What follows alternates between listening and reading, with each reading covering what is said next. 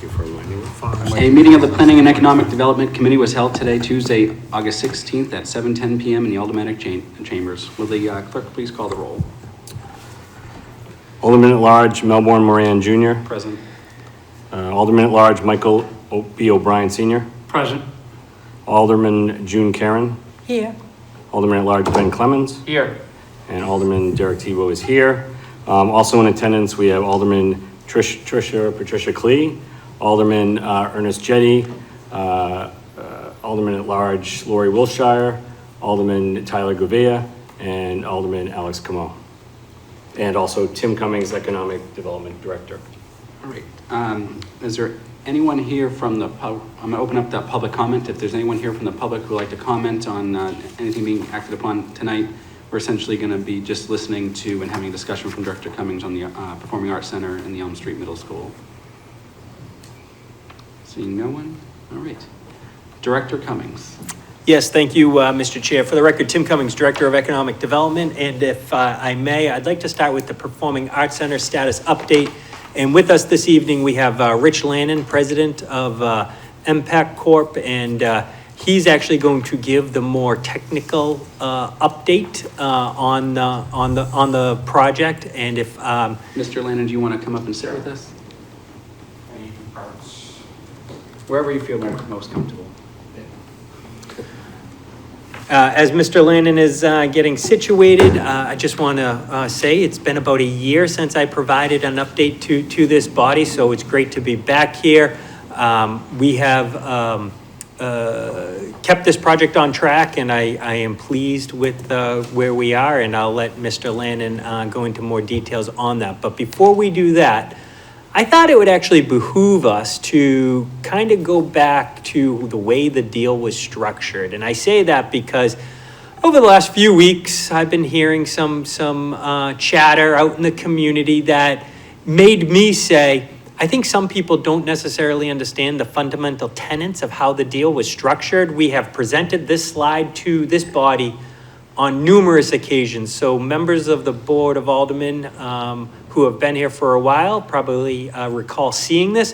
But in addition to some of the community conversations I've been hearing, I figure the newer members of the Board of Aldermen who may be with us this evening may be the first time that they're really seeing this, and it will help orientate them. So if I may, Mr. Chair, not directly status update on the current project, but I think it goes to the fundamental tenets.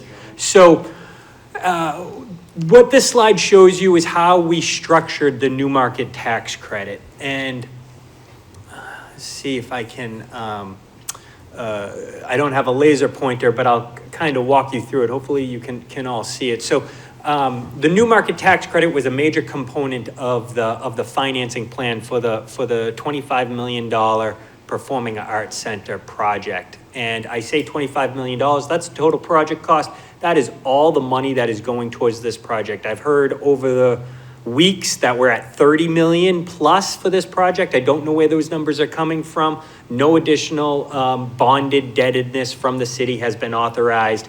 We are at $25 million, and we didn't even put all $25 million in. As noted, the new market tax credit and Nashua Community Arts contributed significant capital to that $25 million figure. So with that being said, up in the left-hand corner, you'll see City of Nashua. In the City of Nashua, I'm going to exit my screen, and so you got. Hopefully, you all can. I'll see if I can blow this up a little bit. And I do this just so you can kind of see my arrow. It might help a little bit, so you can see where I'm talking about. So up here we have the City of Nashua, and this started the actual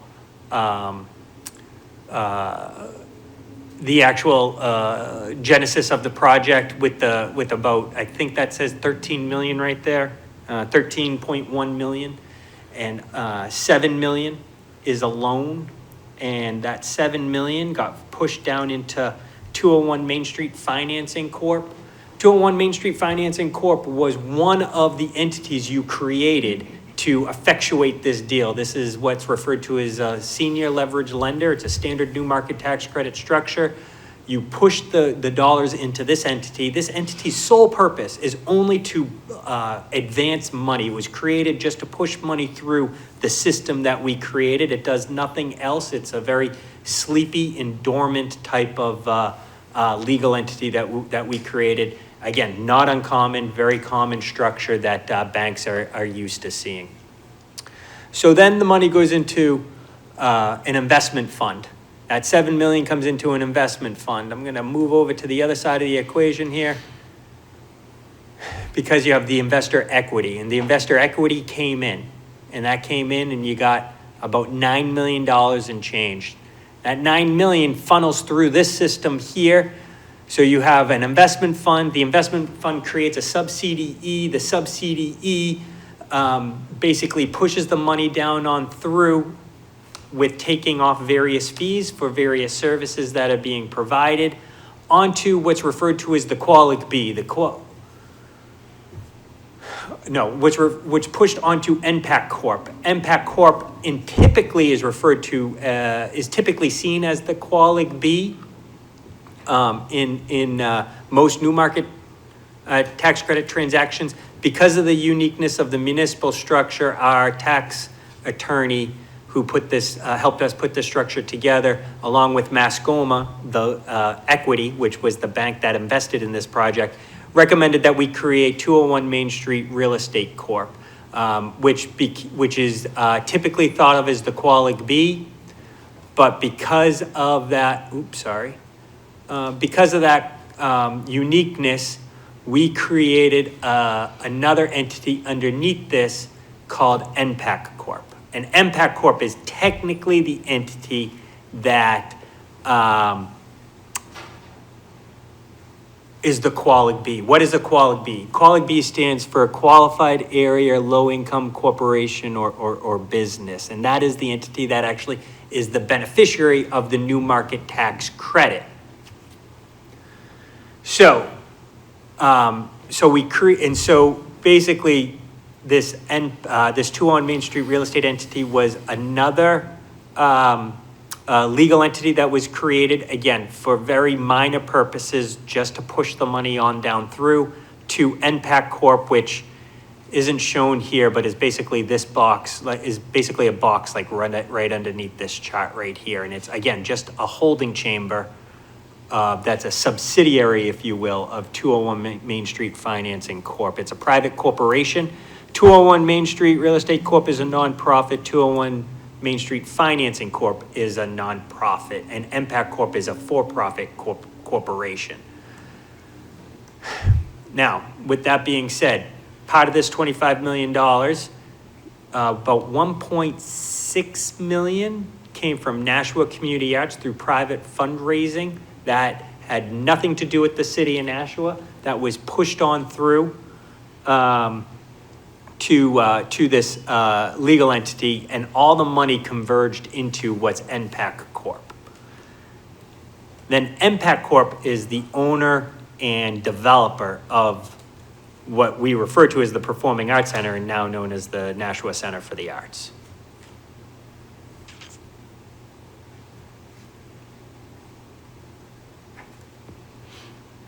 So, how is the city of Nashua involved in this project? Well, on the back end, you have what we refer to as a master tenant, and so we have a lease for the entirety of the building, and we are what's referred to as the master tenant. So we're up here at the beginning, and we're down here at the bottom. And so we have total control over the building on the other side of this system, and we are the beneficiary of the new market tax credit through the system that we just created. We are not operating the Performing Arts Center. We have a third-party operator called Spectacle. They now rebranded themselves as Spectacle Live, but at the time we referred to them as Spectacle Management. They are the operator. And in between the city of Nashua, which has a lease agreement, and the operator, we created another entity. And this entity is not a legal entity. This entity is a creature of the city of Nashua that is very similar to the Hunt board that is currently in place. This is a board that has not been populated yet, and I would think is something that would get constituted sometime between now and the next 6 months. You know, by the first of the year, the goal would be is to have this new trust, what we refer to as the NPAC trustees. This legislation was already passed. It was part of the omnibus legislation that put this whole system together. And this NPAC board is really the entity that would have operational oversight of spectacle. And that's why it's highlighted here.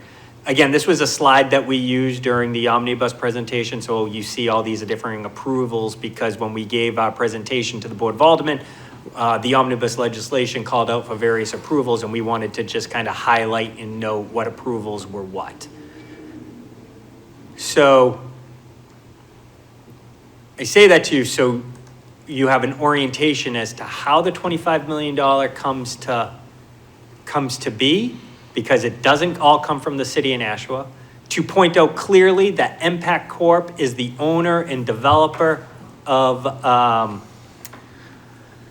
the structure. So that means technically 201 Main Street is actually in the jurisdiction or in the ownership of NPAC Corp. The city of Nashua no longer owns 201 Main Street Corp. And that was something that was done during the time of putting this this program together, this project together. So separate issue that has come up from time to time. I'm not going to get into it now, but it's been questions about, well, does the city of Nashua need to pay taxes on that? The answer is yes. We legally have to pay taxes on it, but the exact dollar amount that we pay in taxes, we get back through what's referred to as a distribution. So MPAC Corp will pay the city of Nashua the taxes that it receives from the city of Nashua, and then it will distribute that same dollars back to the city of Nashua, so nets out to zero.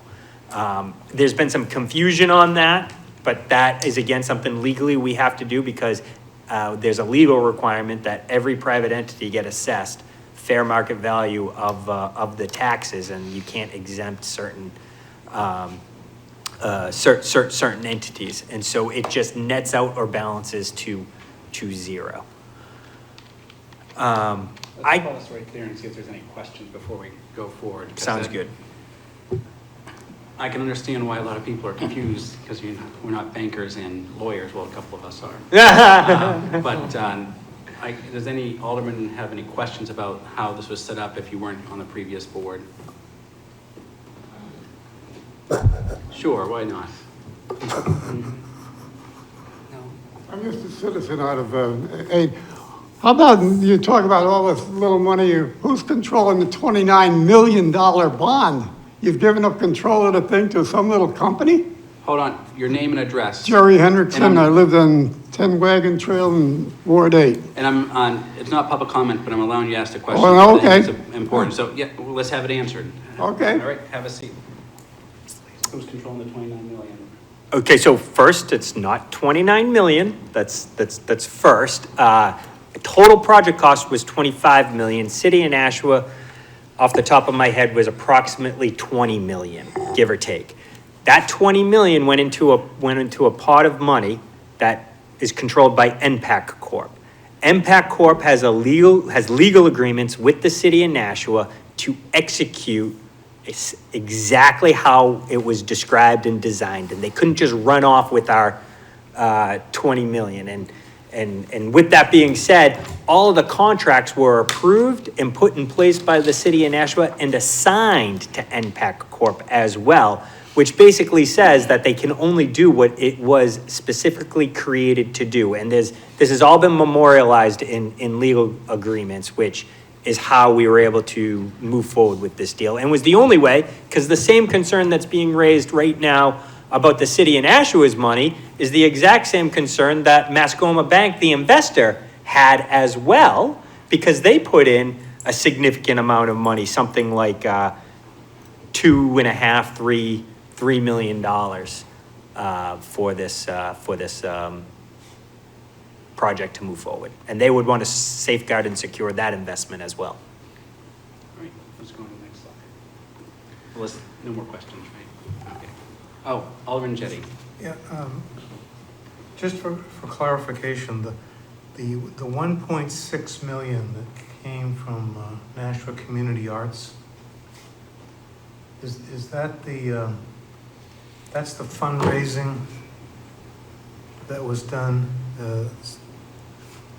Am I correct? And so the 1 million in naming rights, is that included in the 1.6? Above and beyond. So they've continued their fundraising efforts beyond the I think I'm looking at this line, it's 1.553 to be technically accurate. So That's the correct. yeah, and again, I want to point out, this is a separate legal entity, no affiliation with the city of Nashua. Went out and solicited the community. I do not know who contributed. I want to be very clear, the city of Nashua does not know any of the donors. But we do know that they raised, at least at this point in time, as of December of 2020, 1.553 million, which they contributed to the project. And that, to answer your question, was prior to the $1 million that's on top of the money that was given. So, may I? I think you're trying to be as clear as you can, but so the 1 million naming rights is in addition to this 1.6 or 1.5. Correct. Okay, thank you. Continue. Okay, so last slide here, kind of just a cool little slide I wanted to show you. This is actually from our consultant, our architectural consultant. He just put this up on his LinkedIn the other day. It shows you a view of what they designed and what we believe will be there and what actually it looks like in the interior right now. So I wanted to share that with you because this is, if you were looking out from the stage, this is what you'd see right now, but when it's all said and done, it will be the image on the right, which I thought that was pretty interesting and unique. With that being said, Mr. Chair, I'm going to hand it over, if I may, to Rich Lannon to give a more technical update on where we are with the project, and then to accompany that update, I teased out some photos that I can show you after his comments, if you will. Great. Mr. Lannon? Thanks. Yeah, Rich Lannon. Tim kind of mentioned, so I wear a few different hats. So I am the president of NPAC Corp. So I am on Zoom, but take part of the weekly construction meetings and any other meetings that are spurred off of those construction meetings with the construction team, which is, Harvey Construction and Icon, the architect, and Spectacle, and, Tim Cummings, and sometimes others. So I'm very involved in all of that, but I'm also the president of National Community Arts, which is the 501c3 nonprofit that I'll come to. Tim, do you mind showing that last slide just for one quick second? Sure. 'Cause I know it's hard when you're looking at it quick. Never mind that one. That one's really hard to look at. The one with the two pictures. Yep. Sorry. So you have to look close. So obviously there's a lot of scaffolding in there now, but if you look through about a little more than halfway up on the one on the left through the scaffolding, you'll see those seats.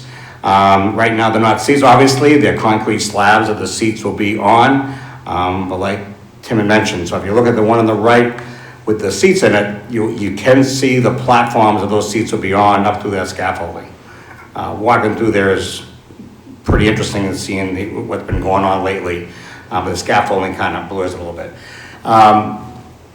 So basically, I just want to give you, a little bit of an update as part of the construction aspect. I mean, Tim went over the numbers, and obviously, it is confusing, even though it's been discussed at multiple board meetings in the past, like you said, and it's all because of the new market tax credit. So you say, well, you have to create all of this, and we wish we didn't have to go through all of that and create all these entities, but we also wouldn't have got $2.5 million. So $2.5 million is nothing to sneeze at to make it all worthwhile, as more complicated and confusing, it ended up being. that $2.5 million came a long way. But what came along with that is, I know you're doing a school project now, and, the city has done a lot of construction projects that has obviously probably very good oversight.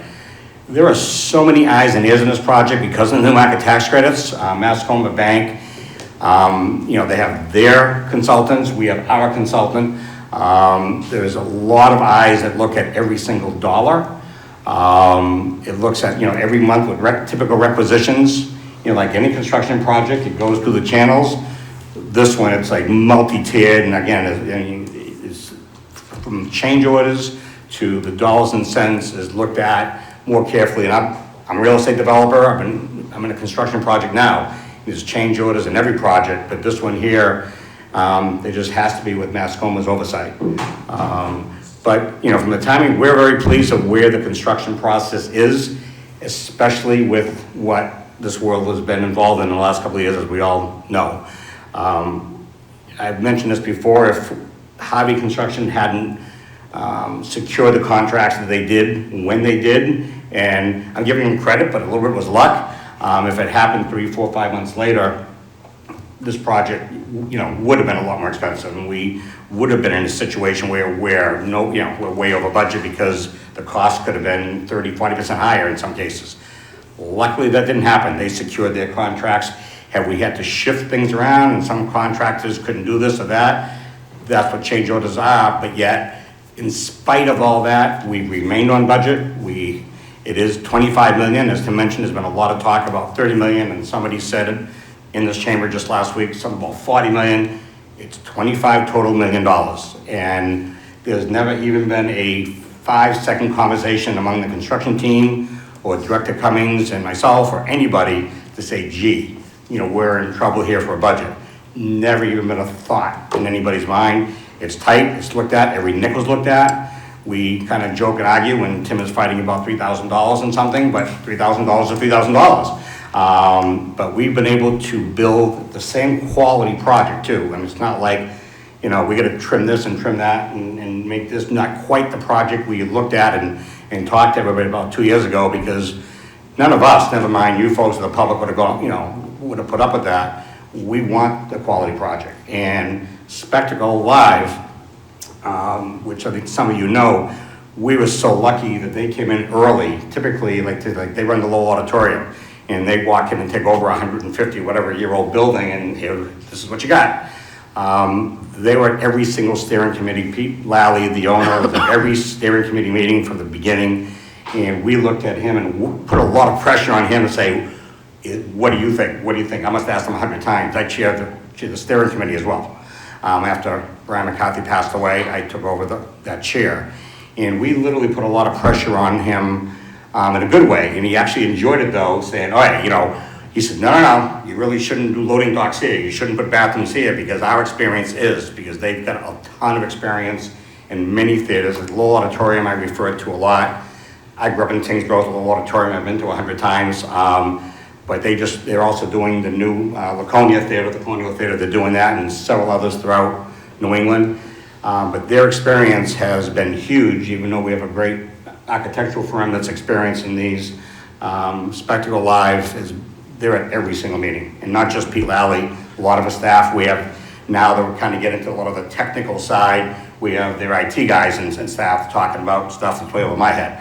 But the weekly meetings are, and again, we've a lot of headway. We're kept up to date. A lot of things right now, it's difficult because of the supply chain, and we thought we'd be in a lot more trouble than we are, but we're not. A lot of people every day ask us, oh, when is it going to be done? Everybody constantly asks, when's that first performance? Who's the first performer? It's impossible to know yet, unfortunately. So I wish I could be here today. We're hoping that soon. And like I say, every week or every couple of weeks, you get that one step closer, but we're looking to hopefully get, certificate occupancies in the city of Nashua, maybe sometime by the first of the year.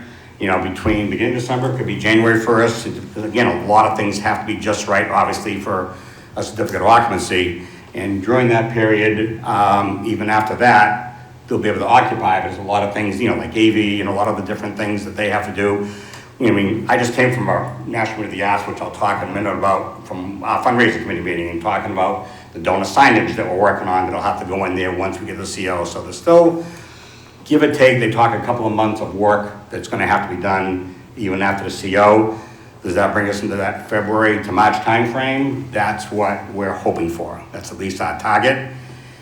We have seats that are coming from Belgium that they're saying is right on track, but they're coming from Belgium. We're telling, again, they're on schedule, completely on schedule. Just things can happen, unfortunately, in any time, even in normal times, never mind now. Again, we've been very pleasantly surprised that things have stayed relatively on schedule and the goals haven't changed.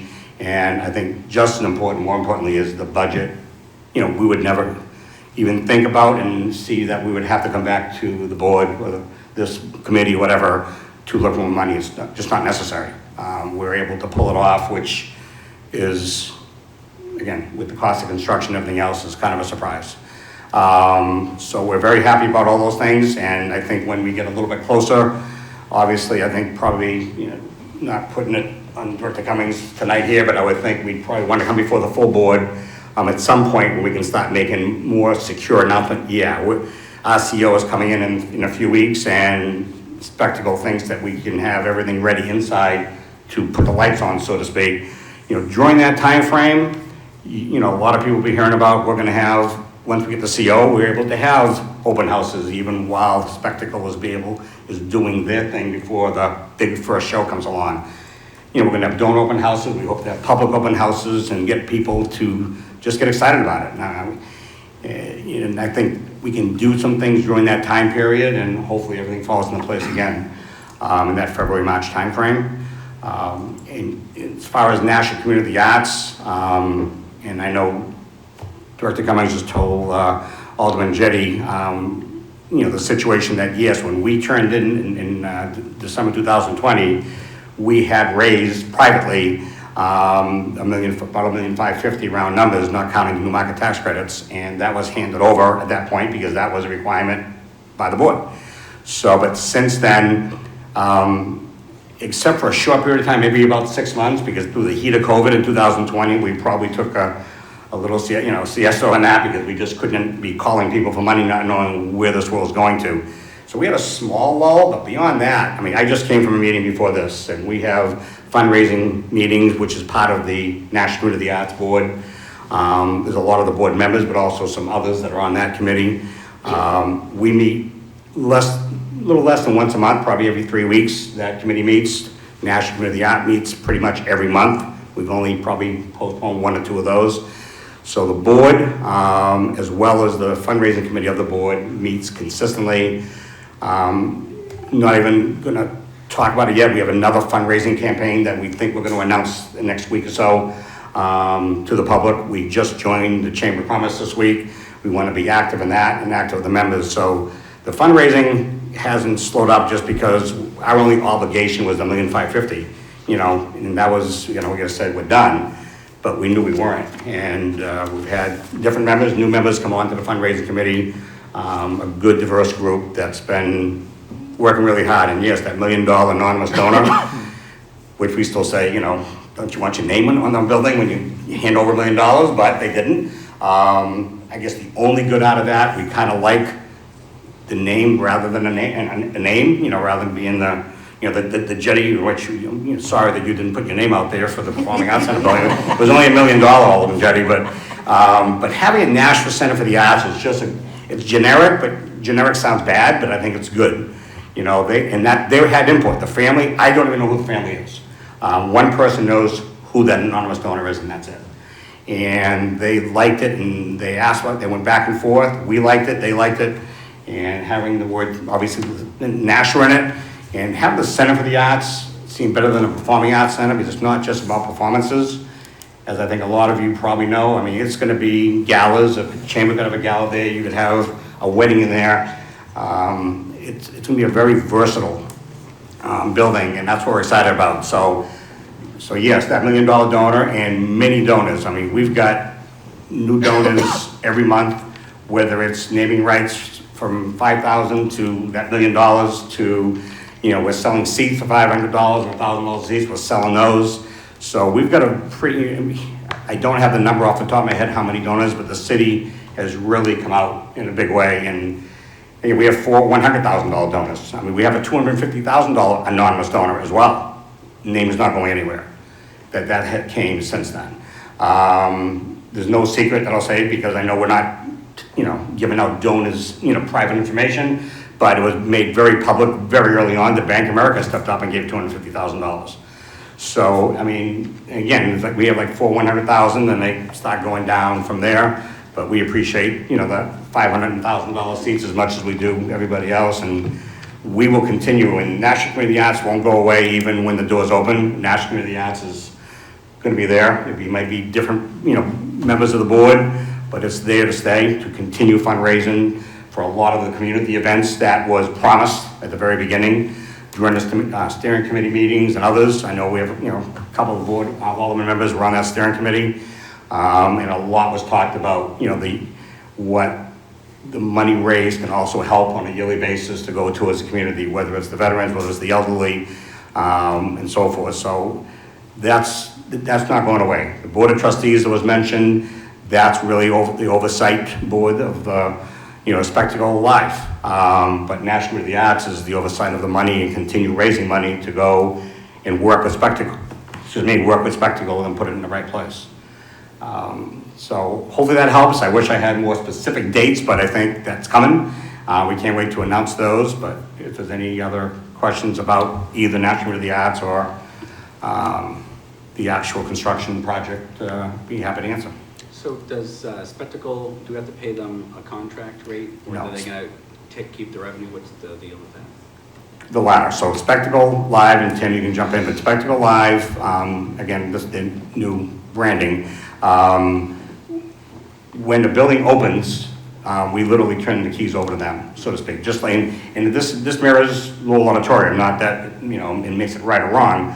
We think it makes it right. So we basically turn the keys over to them. They're hiring the, you know, custodians, they're hiring the ushers, they're paying the utilities. So as people say, oh, what's it gonna cost to light up when they see all the lights on this building? The city's not paying for that electricity or that heat. They're paying for it. They're paying all the bills just like they own the building.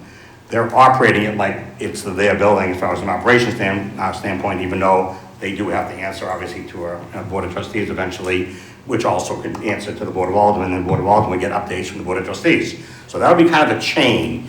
Spectacle will be giving the Board of Trustees their reports, and then the Board of Trustees will come, I guess I'm not sure if it's been put in writing yet, whether that's twice a year, 3 times a year, whatever it is, and report back to the Board of Aldermen. So they will basically pay for everything, and then in turn, they have a show and they have a $30,000 contract with a performer. They're paying that $30,000. If they make 25, they lost 5,000. If they make 50, they made money. So they run it, they know their business, so they, you know, if they lose, again, if they lose a performance, they lose, but if they make it, they make it, and that's how their contract is set out. So it's not costing the city anything for Spectacle Live. They run the show, no pun intended. Could we just have a little quiet in the chamber, please? Thank you. Any questions from members of the board for Mr. Lannon? Alderman Camo. Yes, thank you. Mr. Lannon mentioned that during the construction process, a lot of change orders and approvals and things like that. I know that for those of us that are on the infrastructure committee, we also sit on the joint infrastructure BPW committee. There's also a joint special school committee that handles these sorts of things. What's the body that actually signs off on change orders and things like that for this? Is that the MPAC Corp? Director? Yes. Yeah, MPAC Corp is the owner of the project. They are the developer. Could I follow up, Mr. Chair? Yes. Does the MPAC Corp have any aldermen on the board for alderman oversight? No. Do we know why not?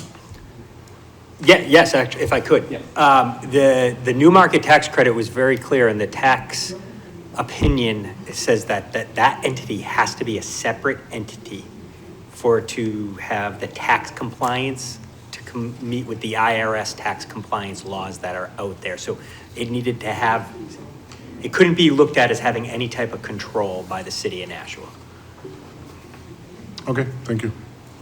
And I could just ask if the members of the public, if you want to have a conversation, if you could have it out in the lobby so the board members can have a chance to speak to Mr. Landon. Any other board members? Mr. Jettie? I'm sorry, Alderman Jettie? Thank you. So I understood what you said about the Spectacle Live. Once the building is done, we turn it over to them.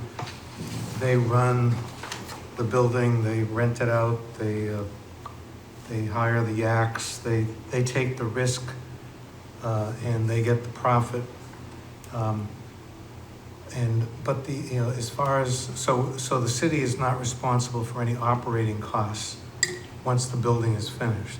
That's correct. But the cost of, paying for the bonds and everything is, so we have that responsibility. And is there any potential income from this that could help pay for that? Or does whatever income there is just goes to Spectacle and that's? The income from like performances, if they're making a profit and so forth, yes, that stays with Spectacle. So is there any other, am I missing any other Comments? income that might Yeah. help pay for the bond or? If I may. So, Alderman Jettie, I think what you're referring to is some of the miscellaneous revenue that may come in that we're not promised, and it will come over time. And then depending on what category this miscellaneous revenue comes from, it can be used for specific purposes. So for instance, I'm going to say off the top of my head, each ticket that gets sold, $1 needs to be set aside for deferred capital maintenance that would accrue to the city of Nashua, not to Spectacle. That is, again, in the operator agreement. Not right away, but over time, there is a percentage of concessions, including liquor, that would come back to the city of Nashua. That is not designated as to how it could be used, but if the Board of Aldermen elected to put it towards paying off some of the debt service, you could do that. And then another revenue source, again, small dollars, but will add up over time. Merchandise. The city of Nashua will get a percentage of merchandise, and again, depending on what you want to do with that, you could, apply that to various expenses. Lastly, Spectacle Live has made a commitment to give, I believe, up to $25,000 a year, and that has to be used specifically for like marketing of the Nashua Center for the Arts. All this that I'm saying to you, don't hold me to the specific details, but it is memorialized in the operator agreement, and you can look at it there. If I may, Mr. Chair, I just want to further clarify the question that was asked a few moments ago, because I think it further answers the question about aldermanic oversight. Go ahead. Again, the thought process was to have very sleepy and dormant entities. It's the NPAC trustees that is going to live on, and that has oversight over the operator agreement and will be the direct buffer on behalf of the Board of Aldermen for Spectacle Live. And that entity that was already approved and created by this body, actually through the wisdom, I believe, of Alderman Clemens, has one or two aldermanic voting liaisons on it. Is it one? And so that is the group really that is going to have the closest relationship with the Nashua Center for the Arts once it gets operational. So I say that to you because MPAC Corp. At 201 Main Street, these were entities really created just to effectuate a very limited project for the development of it. And as you see, the city of Nashua becomes the master tenant, and then we work with Spectacle Live at the end. Jerry, I can hear you better than I can hear Mr. Cummings. Alderman Clemens. Thank you. The Performing Arts Center is also in the TIF district as well. Yep. Correct? So, and in that district is the new building on School Street, the School Street project. So the tax revenue from that is gonna help pay for the debt service on the bond as well, correct? That's correct. A few moments ago, I alluded to the fact that the city of Nashua's obligation is something like 20 million. 15 of that is, what was committed to be like general obligation, taxpayers, residential taxpayers understood that that would be their commitment to the project. That other 5 million, still a general obligation bond, but it was done in a way to show and very much designate the future tax dollars from the School Street project would go to paying that $5 million differential to show that the other 5 million that needed to be spent wouldn't come from the residents of Nashua more than what was already committed to in that $15 million. I'm sorry if I missed it. So the Board of Trustees, would they be appointed by the mayor and then confirmed by the BOA? Correct, So and that's how we would have the oversight. And that hasn't happened yet, but I would like to see that happen sometime in the next 6 months now that we're kind of rounding out this project and it will be operational. Okay. Alderman Tebow? You kind Oh, of sorry. answered the question.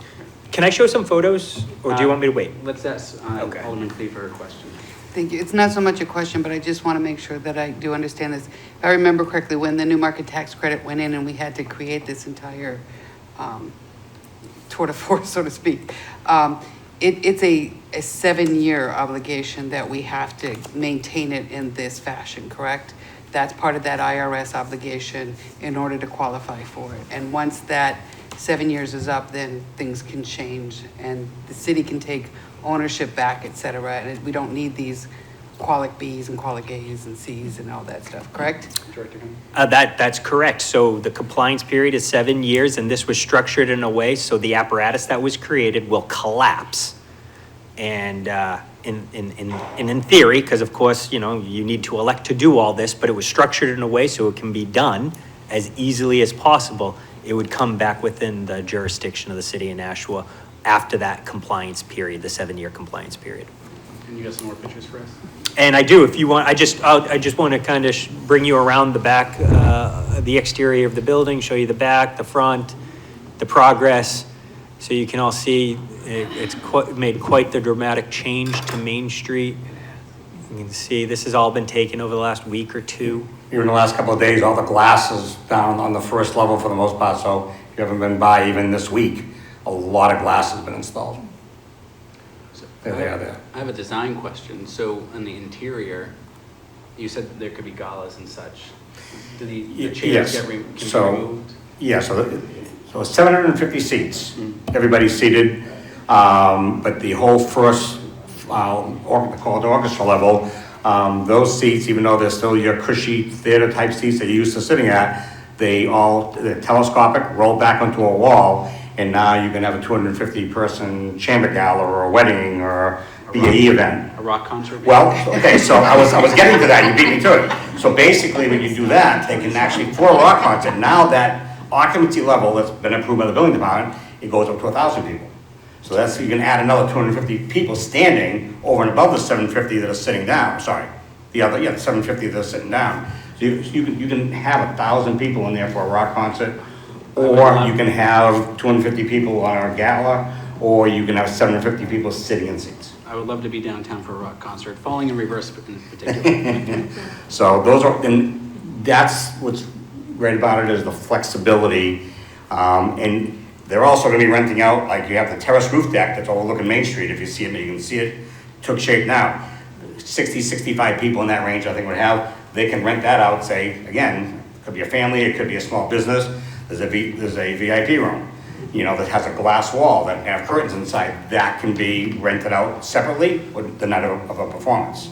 So there's a lot of different smaller things and smaller groups that can be working either by itself on a day or completely at the same time or prior to a concert.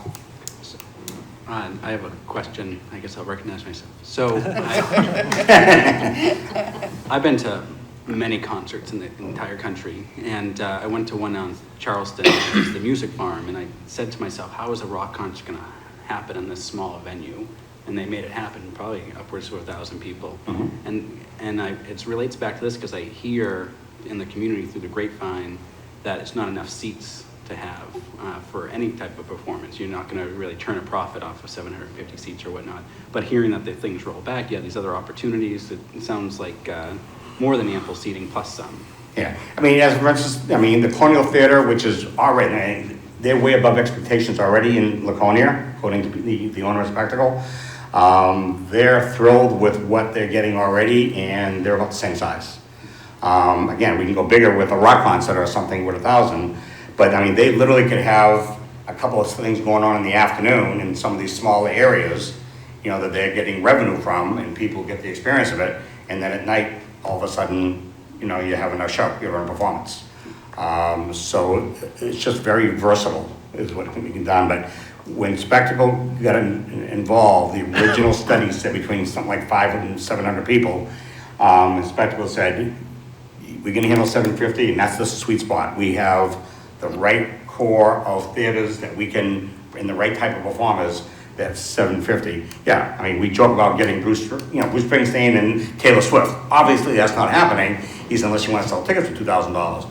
But there's a lot of people, I mean, Tupelo, same kind of size. And Tupelo has a lot of really good shows. So, yeah, it's not going to be the kind of shows you get at the Garden of Horizon Center, but there's a lot of performers out there that will come to this size theater. A couple of summers ago, Weird Al came to Boarding House Park in Lowell, and that's Yeah. outside and not 750 seats. Yeah. So, you know, I'm sure we can get some good names. Yeah, no, I mean, again, and they're the ones that are taking a lot of the risk in this as well. And they're very comfortable with the size that they will be able to sell tickets for. Any other questions for Director Cummings or Mr. Lannon before we move on to the next presentation? Do you have anything further? I do not, no, thank you. Well, thank you, Mr. Lannon, Okay, for coming you're in. welcome. Thank you. The update on the Elm Street Middle School. Director Cummings? Yes, thank you. If you could just give me 1 second. Pens up. I'm gonna pull Tom's up not here. the Elm Street Middle School.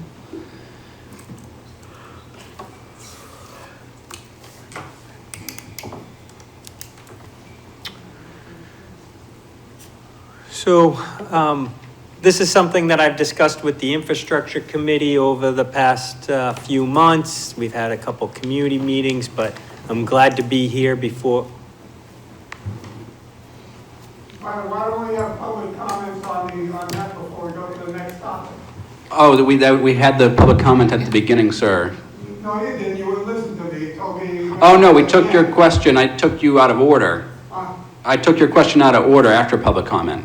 We'll do it at the end. And we're gonna do it at the end again, but Okay. I had public comment at the beginning. I just want to explain this so there's no confusion for the public.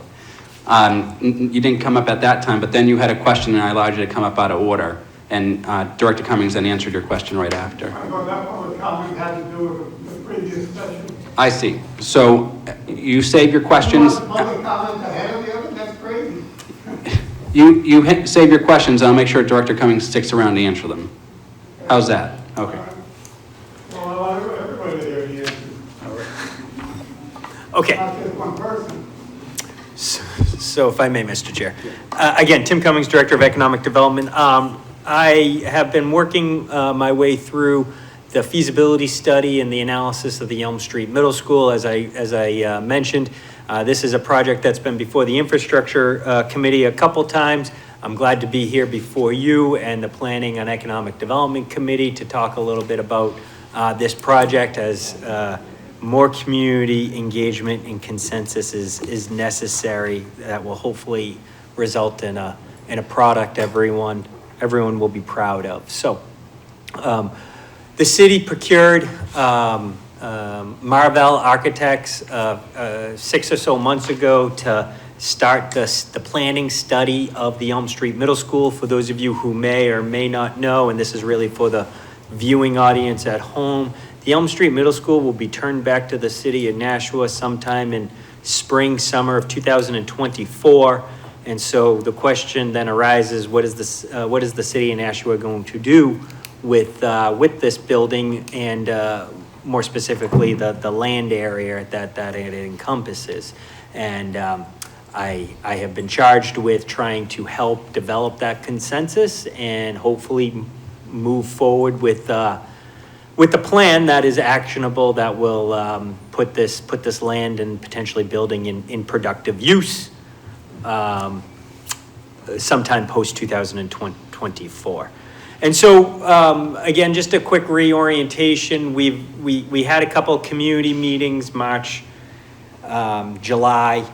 We did some surveys, so you have a second survey that's up on the website right now. So actually had a conversation with Alderman Cuomo earlier today where he pointed out that there might have been some technical difficulties with the survey. So we worked through that, and we are going live with our second outreach effort for surveys and solicitation to the community. This will be up for quite a few months, where we'll be looking for further input based off of what we presented at the July 11th infrastructure committee meeting, which and community meeting that we had. And so I'm going to just quickly run through what was shown there at this meeting, basically to help orientate the conversation. I want to keep my comments brief this evening because really want to open it up to you all to hear your thoughts, your comments, and continue the engagement that will hopefully develop lead towards a development strategy that we can all be proud of. So with that being said, obviously it's the historic building. This is the 9 or so acres in its totality, and the Keefe Auditorium, which I know is near and dear to a lot of people's hearts and is subject to a lot of conversation as to what we should and shouldn't do. And ultimately, whatever this community decides is going to drive the development potential and development decisions and strategies for this other, what I would say is 8-ish or 7 to 8-ish acres. So again, Keefe Auditorium, the historic school building, this whole area that's outlined in blue is just over 9 acres. So we're in the community engagement exercise right here, and we're going to continue along this timeline. Originally, I had this project scoped out where we would be wrapping this project up sometime in September, with my hope where we would issue an RFP and move forward more with the discussion about what type of development or what type of outcomes we would like to see. But it's clear to me after the initial community engagement that we need to study this a little bit more. We need to continue engaging with the community a little bit more. So we're not moving this project along as quickly as originally conceived, but I think that that's probably welcomed, as we still need to arrive at a consensus that everyone, that hopefully everyone will be amenable to.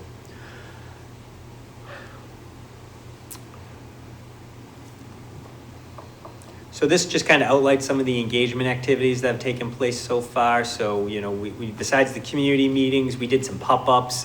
There was a road race at Holman Stadium. There was a solicitation at the Shaw's, which is the local grocery store right across the street. Really tried to engage the public to get their feedback and get a sense as to what it is that the community is interested in. And it's interesting because, you know, we've heard all various types of ideas and concepts used. Ultimately, what was kind of developed as an idea that seemed to resonate with the most people was the idea of low-rise development, multifamily type of apartments, maybe condominiums, not to rule that out, but, you know, what I refer to as low-rise type of building structure on this 9 acres is what seems to be the consensus from the community at this point in time. So then the Keefe Auditorium, again, we got to continue looking at that and studying this.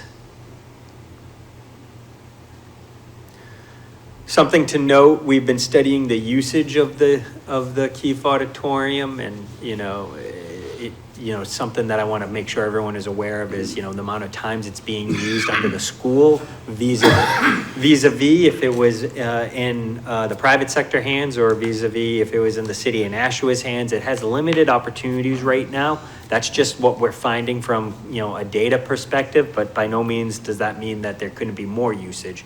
But it's just something that we should be aware of is how it's currently being used right now.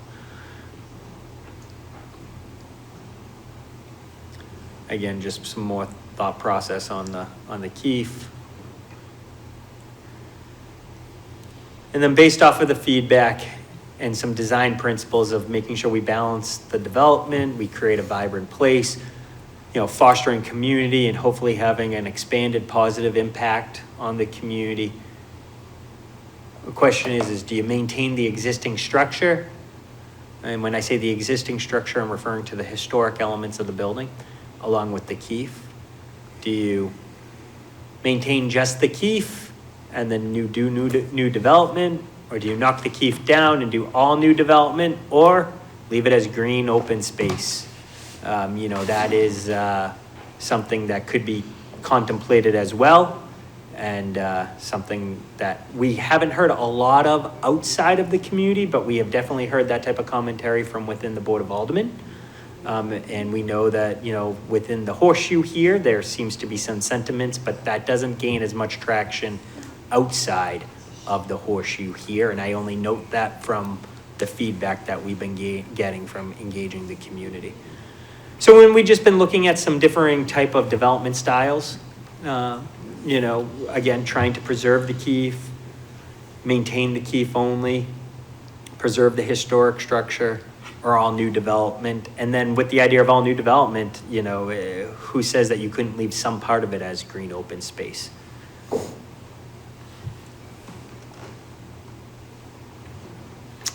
So these are some of the ideas that are being tossed around. Again, these are just more visual aids to help give you a sense as to what can be contemplated on the 9 acres. By no means are we suggesting any type of development occur out of these 3 strategies. This is more of a tool to, again, elicit feedback and engagement from the community. And you can basically get a sense as to how this is laid out and what some of the trade-offs are. One of the trade-offs that may or may not be acceptable to the community is, either reintroducing or not reintroducing the street grid. So understanding how you might be able to potentially connect and continue on through that street grid and how you'd like to do it is a big design principle. That's something that you should think about. If you know this development, you wouldn't be able to continue on all the way through. But those are the types of high-level design concepts that are being contemplated right now. Again, in this one, you can see just basically one access point. And we looked at parking, and obviously parking is a big driver of the conversation and how it can be handled, making sure that, we're keeping that very much cognizant in our mind. The idea would maybe maybe there's an idea of building a parking structure that is wrapped by a liner of apartments or housing of some sort. It's not uncommon these days to see something like that. Again, this would be privately driven. I'm not suggesting that this would be a new public parking lot or parking garage or parking structure, but it would be a way of introducing more parking supply to the community. So once you look at this, you can kind of get a sense of the strengths and the weaknesses, what you want more of, what you want less of. It gives you, and we can, what this did was it helped those that we've been engaging kind of get a sense as to what they like and what they didn't like, what they may want more, what they may want less of. So when we did the community engagement, we broke out into breakout rooms and we solicited that type of feedback in small group sessions. I'm going to stop my comments now in case that this body here wants to ask any questions before I continue on. I almost said President, so Alderwoman Wilshire. Thank you. Can you tell me how big the Bronstein area is? How big is that property? Let's see, it's a good question. I'm just curious if it's bigger than the Elm Street or maybe a little smaller. I think it's a little smaller. Yeah. I'm guessing it's about 4 acres, but I'm gonna double check that.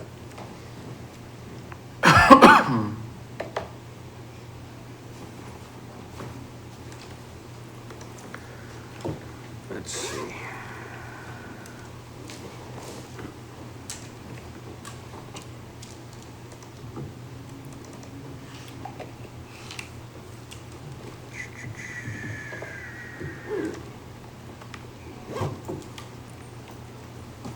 So it's 4 acres, 4.18 acres. So, All right, thank you. yeah, pretty good guess. And where Elm Street is, after my recent crash course with zoning, you could build up to like 10 stories in that area technically. Not to say that a developer would do that, but Well, that's not what we're hearing from the community. They're looking for what's referred to as mid-rise. But let's see what the zoning says, because I'm not sure that this area is actually as zoned as dense as that. So this is C, which is commercial urban residence. It is not, just by a hair. The zoning you are referring to is this one right here. So we would have to move this property boundary line to like right there to do what you talked about. But that zoning analysis will come about as we continue with the feasibility study. So I suspect before we do any type of RFP, there will be recommendations in the study that will suggest that zoning changes and what the land use regulations are will be, articulated, and it's up to this body to decide whether you'd want to move in that direction or not. But that's to get the type of development that will be previewed in that planning document. And I just want to clarify, is there a cost associated with this right now for the city? Because I've heard a lot of people reach out to me about it potentially costing $30 million to maintain the keep. So I'll get to that. Happy to get to that, but did you want to continue conversation on density and uses, or do you want me to go right to the Keefe conversation? Anyone else on density? Well, I guess I'll reserve my comments because I think I'd like to hear more. I have an opinion on that, but I'd like to hear more first. Alderman Camone? Yes, thank you. Just about the density, to what Director Cummings was saying, there doesn't seem to be a whole lot of support from the people that I've been talking to about high-rise development. Low to mid-rise development seems to be the consensus for what people want to see for housing in that area. They don't want to see, skyscrapers or 10-story buildings or anything like that. And I just want to clear, I wasn't implying that we would do that. I was just recently meeting with Director Sullivan about zoning in the city, and I was surprised of how many areas you could actually go up to like 10 stories. It was one of the few areas that people seem to actually agree. That in one particular point, that's good. That's true. Any other questions on zoning before we talk about cost? Okay, so moving on and talking about probably the subject that is of much interest to everyone. So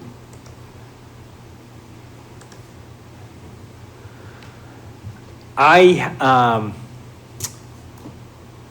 had an initial cost estimate done by Harvey, which before I pull it up, I'm going to just note that this cost estimate was done under certain baseline assumptions, including that the auditorium would be a standalone building and it would be market-ready type conditions.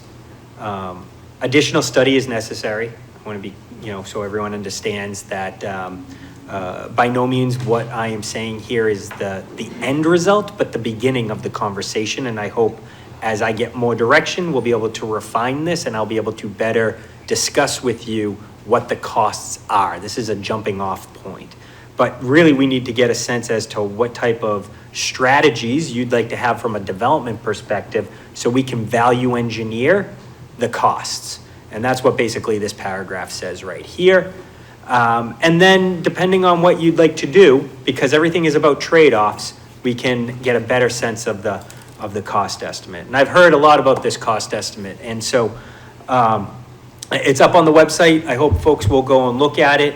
I misspoke once early on when I referred to, it being Fitzmyer and Tachi's recollection or recommendation that $10 million would be for HVAC. I wasn't as accurate as it could be, so I made one change on July 11th to make sure it was noted that what actually Fitzmyer and Tachi said specifically is, baseline, you need to spend about $10 million on MEP and FP, which HVAC is included in that, but this is a little bit more robust of a category to include mechanicals, electrical, plumbing, and fire protection, HVAC being one of those components.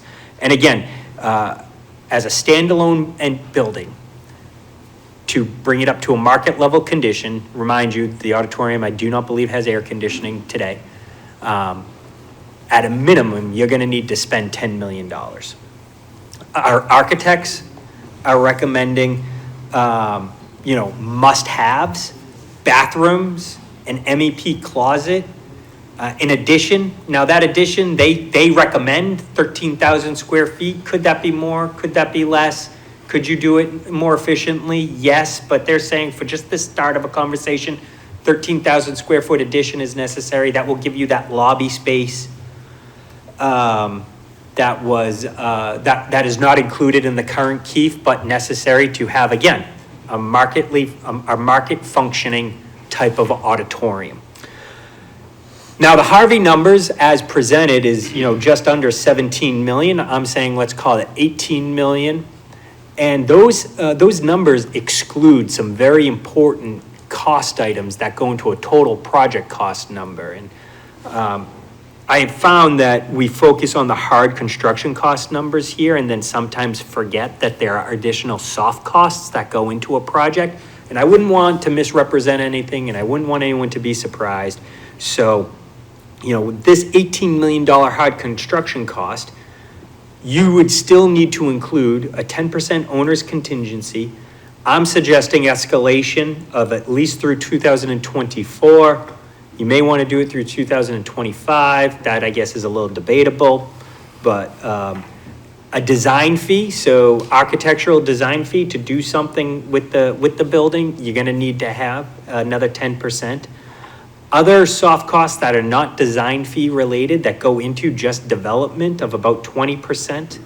And then an estimating or design contingency, which is, standard practice when you're starting a project this early on at 15%. That is how you arrive at that $30 million figure. And that is just, I see it, yep, sure. Alderman Clemmons and Alderman Jennings. Thank you. So now this is assuming that you tear down the rest of the building, correct? Correct. Would there be, I would imagine that there would be cost savings if the building wasn't torn down, in the sense that you could use some of the space that's there for that's already built and already there for some of these things that would be looking to add on. Is that correct? If I may, Mr. Yeah. I'm going to say yes with a caveat. So it's not as straightforward as that. In theory, yes. If you were to keep the existing building with the auditorium together and you use it only for what it's currently used as and defined in the building code as an educational use, then yes, you could avoid a lot of this cost. Now, the question is there a market for an educational type use? And when I say an educational type use, I'm not talking about a school. It could be more creative, like a private sector preschool could take a portion of the building. The YMCA, the Boys and Girls Club, recreational type uses, you could look to use the building in that way, but that you couldn't be able to put apartments in the building. That would be changing the building code use. If you did that, you would trigger not necessarily all of these upgrades, but you'd be triggering a lot of them. And you'd still need to do that if you were to change the use of the building. Follow up? So, I guess what I imagine here in my, and do you know, is the building made of, is this a steel structure or no? No, It's I don't not? think so. Okay. So,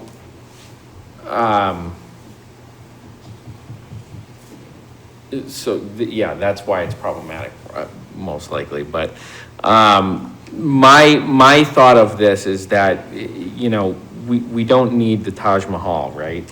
So, what we need is the Keefe Auditorium. And, you know, so I understand that there are things that we might want in there. But my thought of this is, we need to figure out a way to make this work that works for the constituents of the city who want the Keefe, myself included, to stay, and balance that out with what we can do on the building as far as the private development side goes. So if I may, Mr. Chair?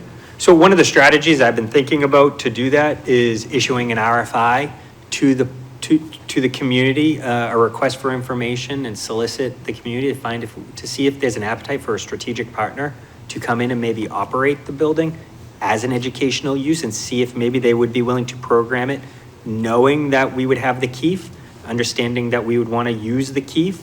I can't tell you today that there isn't someone out there, but I also don't know. And so that's why I'm thinking we extend this community engagement period.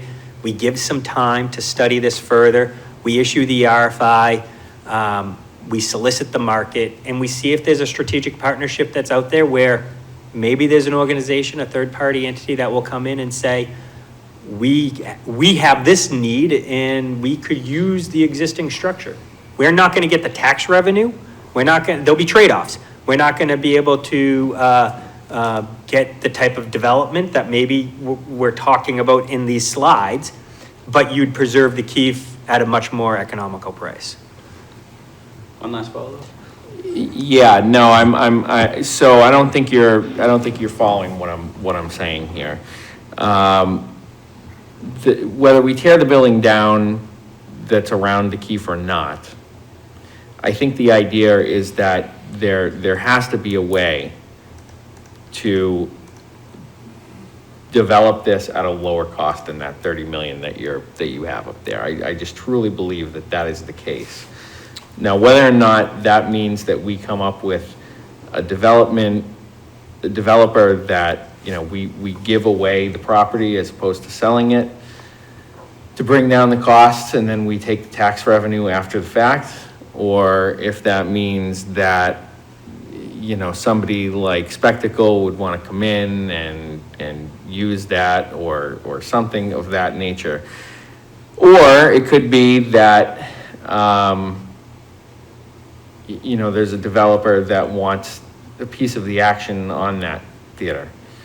So that's where I'm going with. I'm not looking to continue to use that as an educational facility. So what I'm looking for is an alternative that basically says we have the Keefe Auditorium as it stands. We need to add things like maybe upgrade the bathrooms or something like that. There's all those buildings that are in the back of the Keefe. Could use those for whatever mechanical things we need in there, but keep the structure the way it is at a very low cost, and then do whatever we want with the rest of the property. That's what I'm looking for. I'm not looking to do anything different than what you're saying in any of those slides. I'm looking at it in a different way. So if I may, so that's the type of direction I'm looking for. So if there's enough consensus by this body that you want to go in that direction, there's some innovative financing schemes that we could adopt, and I would welcome that conversation. I'm more than happy to try to move the project along in that direction. some of it is going to be complicated, some of it's going to be controversial. We're going to be talking about potentially a new market tax credit again. We're going to be talking about what is referred to as project-specific TIFs. That not uncommon, you know, other parts of the country do it, but we could create some innovative financing plans to be able to do exactly what you're doing. And if one of the things that you might want to be looking at is looking to house it with a 501c3 that actually could get foundation type grants that the city of Nashua would be precluded from. Because of just we're a municipal corporation and, you know, foundations don't typically give to municipal corporations. But if you were to, you know, transfer that asset to a 501c3, that would be more attractive to that type of donation. That's the type of conversation we're going to need to have if it's the pleasure of the group. One last, quick. That is exactly the strategy that I would like to see happen, because I believe that theater holds a lot of value in this city. I also think we need to balance out to the taxpayer, you know, and justify to them the cost of keeping it. And I think if it means that we have another convoluted structure or whatever it is, I'm okay with that. Those things that's just unfortunately, that's the world we live in, that's the way we have to do business. So if it means that it's gonna save the taxpayers 15 million or 10 million or something like that to keep the structure, then I think it's something that's worthwhile. And if it's complicated, then you know what, it is what it is. So that's my final comment. Alderman Jettie, thank you for being so patient. No, thank you. So I've got a few questions, but first of all, what is the MEP/FP? Mechanical, electrical, plumbing, and fire protection. You know, typically it's referred to, it's HVAC, you know, it's your heating, it's your air conditioning, it's your plumbing, it's your plumbing, it's your electrical, and in this case, your fire protection. Okay, and an MEP closet is just a room to house that? Your mechanicals, yeah. Yeah, Which okay. which, for those of you who don't know, the existing conditions is all the mechanicals are housed in another portion of the building. So depending on what you do in separating, you're gonna need to, you know, carry that forward if you want to have the keef. You're going to need to accommodate it in some way. Okay. So thank you for answering that. So, you know, so my thinking is that, you know, I think the keef does, you know, have a lot of value and you know, is you know, certainly valued by a lot of people. And you know, but I think before we make a decision, you know, I think, you know, continuing the you know, seeking out opinions of people and getting input is very valuable. You know, I want to make sure that there is a, you know, a need and a you know, a demand for the keef. And if there is, I'm all in favor of keeping it, but I don't want the keef as it is. Can I ask Can I ask a question? Director. Thanks. I'm sorry. When you say demand, can you clarify what you mean by who's the demand? Do you mean demand by whom? People who would use it, people who would frequent it, people who would support it, you know, go. So audience ticket sales. Yes, and you know, the people who put on the shows, you know, is, Outside of Nashua or community groups? it doesn't matter where You just want it used? where they come from. Yeah, Okay. is there enough of a demand to support this larger building, especially after the Center for the Arts gets established? If there is, you know, I would like to you know, to keep the building, but I want it to be, you know, something that's going to be, you know, practical. I don't think, you know, the numbers that you've come up with, I trust, you know, your sources for these numbers are reputable people. I don't think they're making things up. I don't think they're exaggerating the costs. And I think we have to be realistic. If that's what the cost is, that's what the cost is. And we shouldn't go down this road if ignoring what the true costs are going to be. But the other thing that, I think we have to bear in mind is that, this is not like we're building a brand-new building on a brand-new lot, and that the taxpayers are gonna have to come up with all of this money. That property, it's 9 acres. The Keefe part of it is a small portion. So the rest of the property is going to be hopefully developed in some way. Somebody's going to pay money, someone's gonna pay the city money to do that. And I don't know if you have any ballpark figure on what that property is worth, but that 30 million, if it costs 30 million to come up with a building that's going to be comfortable for people, that people are going to use, people are going to be attracted to. I've gone to a lot of performances at Keefe, and anybody who's been there knows, that the bathrooms are inadequate, the lobby area is inadequate. Symphony New Hampshire tried to introduce, every other theater you go to, you can buy wine and beer, even mixed drinks. But because it was attached to a school, the school department wouldn't let them do that. With the school gone, now it becomes a potential for a very attractive entertainment center. And I think we ought to, look at the numbers realistically. Don't pretend that they're not real. And, but remember, if, whatever the rest of that property can be sold for, that money can be used, as part of that, to come up with that at least part of that 30 million. So it's not like taxpayers are gonna come up with another 30 million, which I've heard people say. We've got a piece of property there that's worth a lot more than that. And, we can, theoretically, I think we can build this, revamp, rebuild the Keefe, make it a very attractive place, with the money that we get from developing the rest of the property. And I think we can sell the property for more than, for more than the 30 million. So I think we'd still, come out ahead. So I don't know. The property's worth?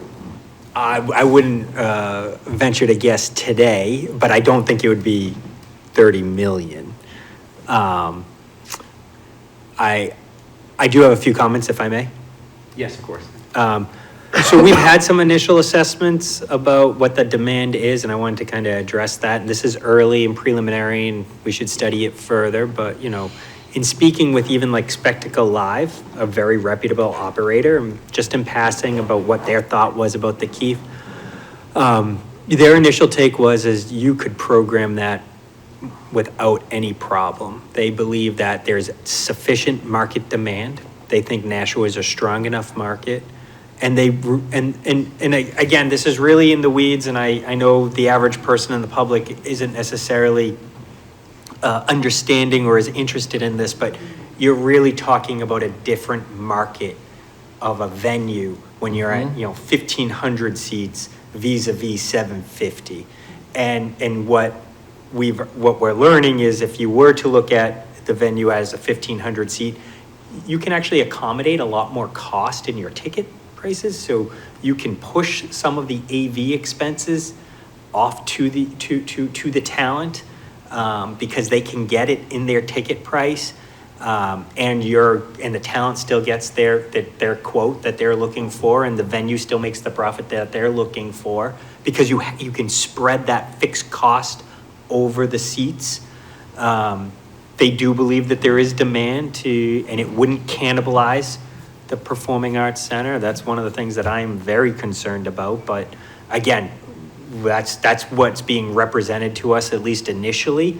I think we would need to study that further, but at least the preliminary indications are that there is enough demand if you wanted to go in that direction.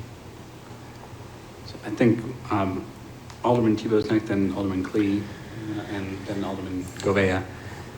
But make a point first is if that other area does get developed into residential, and that's a very residential area versus urban downtown, who wants to be next to a theater that's, popping off until 2 a.m?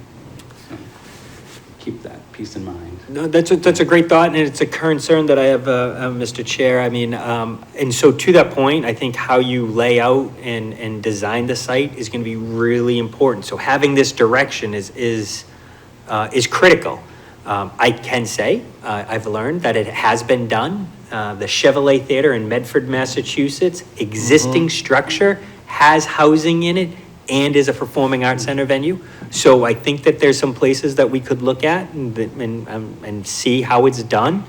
I'm not suggesting we do that, but we wouldn't be, inventing the wheel here. Great. Alderman Tebow? Thank you, Mr. Chairman. So I read in the paper that the only way we could save this is $30 million. And I just don't think that's true. I think when so many people in the city are saying that they want this to stay, I think it's important that we look for alternatives. And I think both Alderman Clemmons and Alderman Jettie have put out some good thoughts on this, so I'm not going to rehash what they said. But that's what we're here to do. We're here to try to do what the city wants. And if the city wants to try to put this out there, I think we have to look for different ways. And it's too bad that Alderman Dowd's not here, because he's telling me you can build it for a lot cheaper. And so I wish he was here, because he has the experience that I do not. And I know the companies you're going through, Harvey and some of those, are the same ones he would be going through as well. But he also may have some ideas on some different things we can do. I hate to see, and I'll go on record saying, and I've gone on record, I know people may not believe this, but if it came to a vote today, 30 million to keep it, I wouldn't vote 30 million to keep it unless we had a lot of alternative financing that didn't put that 30 million right back on the taxpayer. I know people may not believe that, but I've said it multiple times, I will not do that. This theater has things like the Nashua Symphony that has nowhere else to go. And I know, we wouldn't pay 15 million or 20 million just to keep the Nashua Symphony, but there's a lot of other organizations here that we would be kicking out. And it being the largest auditorium in the state, I'm assuming we could fill it up and do so a lot of different things. It doesn't have to be musical or play. It can be used for conventions and many other different types of things. And I think it's important, again, it's important. People want it. So why aren't we pursuing different ways? So I'm all on board with the different ideas.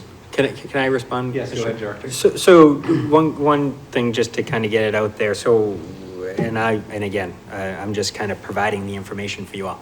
When we've surveyed the public, so you're saying everyone wants it. The initial survey Obviously that we not did, everyone, but we got 1,000 respondents. It was split 50-50. So just be aware, 50% said keep it, 50% said we don't care if you keep it. So just be aware of that. It's one of the things I'm struggling with, because I can't make a recommendation to you and say that there's clear consensus in this community. This is going to be something that each one of you are going to need to think long and hard on and decide what because you're the one that's elected to represent the values of this community. You're going to need to show some leadership as to what you believe the future of Nashua is. I do think that 30 million could come down. I'd be misrepresenting it if I said to you that this was a $10 to $15 million project. Is it a $20 million to $25 million project? Maybe, as we get further into study. Could we drive that $30 million down by making value engineered decisions, by not providing some of the stuff that I'm calling market ready? Yeah, and that's a conversation we can have. We can also create some of those alternative financing plans we were talking about a few moments ago, but I need direction from you all as to if we get, and I'm making this number up, I'm just totally pulling it out of the air, and let's say we get $10 million in development rights. Are you going to want to take all $10 million and put it into the Keefe and then, look to borrow the other 10 10 million, and let's say it's a $20 million project, and if it's that 10, do you want to make it based on just the future development, so you're not actually burdening the rest of the Nashua taxpayers because you're keeping it self-contained in the district? We can develop that, and maybe that's what you'd be looking to do. Just know the trade-off to that is there's going to be no additional money for whatever governmental services that may be required. Everyone uses the, additional children in the school system. I don't think that that's a concern because we have more than enough enrollment space, but, there's other impacts that would have to be mitigated. And it's a choice that you'd be making. You'd be electing to put that all into, this type of project. And so it's that type of dialogue that I would be looking to have with the Board of Aldermen over the coming weeks, over the coming months, to be able to move this along. And most importantly, what I want to do is accurately represent what the consensus is of the Board of Aldermen to the private sector. The worst thing I could do is start talking to developers and leading them to believe there was consensus on something. They start spending hundreds of thousands of dollars in designing, thinking that they're going to be able to move a project forward, and then I bring it before you, and there isn't that consensus that I may have represented. Follow up? Alderman O'Brien, can you take over chairing just for a couple minutes? I got Tebow, Lee, and then go ahead. Just to follow up, so, yeah, I probably overspoke when I said everybody. Not everybody wants it, probably not everybody even in this room. But I think, you got the 50-50. The same article I read where the 30 million said a lot of people wanted it, probably more than 50%. So, I mean, the people I talk to want it. Now, do they want it at the price? That's a different question, right? Do they want it at 20 million? Do they want it at 30 million? It's going to go down the higher you go up, right? I'm not in that 30 million bucket, but I might be in the 20 or the 15 if it would ever get that low. So I just want to make that clear. I'm not saying every single person wants it. Obviously, that's just untrue. But I think this one, because it's already there, people go, oh, it can't be as much as the PAC, but it's more than the PAC. That doesn't make any sense to me. Why would it be more to create a whole new building as opposed to just adding some stuff? And I get it, cost has gone up too. Would they go down in 2 years? I don't know, probably go up more, I don't know. So. Alderman Clayton. Thank you, Mr. Chairman, and adding on to my colleagues here to my right, I like the idea of creative thinking, so I appreciate you having brought that forward. When I looked at the slides that you had from the previous, the July 11th, I think it was, community meeting, one of the things you did, and I think you put the slide up here, was at the Keefe Auditorium, you put used groups of the Symphony New Hampshire actors, singers. I won't go through all the list, but all those. Many of these I do know currently do use this. Do all of them, or just, this is just kind of a taste of what we could have? If I may. So a lot of the community groups use it, but not a lot. And what you have to keep in the back of your mind is they're subject to the school's oversight. And so I do think it's a paradigm shift when it potentially becomes more available and can become more available on the terms that they would like, for instance, the liquor sales. But we do have community groups that do use it, and we know that. I would be misrepresenting it to you if I told you it was a lot, right? Out of 52 weeks a year, you might see it used 12 times. But what I would suggest is that's the baseline. And then if we wanted to do it, we would work towards developing it in a way that it's used, I would suggest 70% of the time, 75% of the time, have very limited sleepy, quiet periods, so it's productive. But we would have to engage probably some market professionals to help us understand that. Spectacle, I think, is a great resource. I don't want to bias it to suggest that they would get the contract, though. So I'm very concerned about that. But they obviously are a local entity that is very sophisticated. But would it make sense to have them run it because there's an efficiency there? Maybe. Maybe then they start paying the city of Nashua some money because they have two venues that they are operating. I think if so charged, those are the conversations you'd like me to have. I'd be happy to have those conversations. Follow up? Thank you. And thank you very much for that, those comments. And I agree, having as few blackout dates as possible is something that is important to keep it alive. Currently, as you said, it might be used 12 weeks versus the 52 weeks, but that in part is also because there's no AC. And after this heat wave we had, you could not put anybody in that tuna can. It would be just too difficult, but I guess I agree with the, you know, I hear the sticker shock of 30 million, and I can't ask people to, you know, put up 30 million. I like the idea of creative financing, et cetera, and doing these different types of ideas. I would also like to know, is it possible to do the baby steps? I know you said $30 million just to fix the Keefe if we got rid of the other building. Is it possible to come up with some ideas relative to upgrading it to have the HVAC, to have the air conditioning, so that once it gets back to the city, that we could kind of do something like that without having to necessarily knock down the building? Because I mean, I've been at those meetings, and I also hear people talk about wanting to keep the gym so that we have another sports venue and so on. So these are just, I know conversations you've been hearing, you've been having, and so on. I'd like to kind of look at that as well.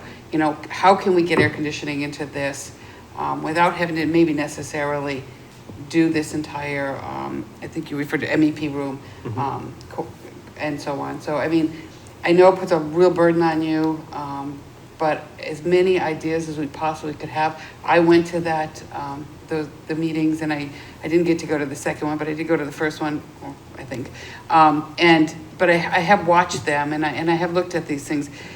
I just felt like we could put the apartments here and do the garage here, and we could put the Keefe here, and we could keep they're with 3 plans, when I know there possibly could be more plans. I remember looking at those boards where we were putting the little stickers on and so on, and one was to keep the gym, one was not to keep the gym, one was, I think having as many ideas as possible, if that were brought to us, then we could say, and I know you can't give us a dollar amount to all of them, but we could at least judge here, listening to our constituents, listening to that, what it is that would be best for the community. And I understand in the case of the alderman from Ward 6, his constituents are not gonna want a 10-story building blocking their view and everything like that. So we'd have to keep them in mind as well in this conversation. But that's just kind of what and I hate to put that much more work on you, but I think it would give us an easier way of making a decision that would be rational. Can we do baby steps? How much do we have to do at one time in order to make this feasible without being a burden to the city? So, yeah, thank you. So when you say, I'm hearing you say you want to take a phased incremental approach, and Yeah. what is the initial cost that we would have to take? So my question would be, preserving the existing building is a priority for you. Preserving the existing building would be a priority for you. I want to say yes. The people that I hear from, yes, that is what they want. But if it were the will of the city that said, no, we don't think we could do it. But if we had an idea of, okay, I know you said the $30 million, but if we were then able to bring something like Spectacle Live, I'm not saying them, Yeah. on, and we were able to do this kind of thing, when we were creating the Performing Arts Center, I know we talked about what was the potential of income to come in if we were to keep it. So what would be the potential of income to come into the city? What would be the potential of income to come into the city if we abolished it and went? I think that's kind of what the taxpayers need to hear, is what is the bottom line cost? We know $30 million. Maybe we can get 5 million or 10 million, whatever, for that property. How could we lower this cost? What are all of the other options? And you did talk about creative type financing, much what we did with the Performing Arts Center. And if I remember correctly from my Performing Arts Center days when we were talking about it, it was cheaper to knock that building down than to fix the building that existed. And I think that's probably why the cost of it would be so much higher than if we started from scratch. Great.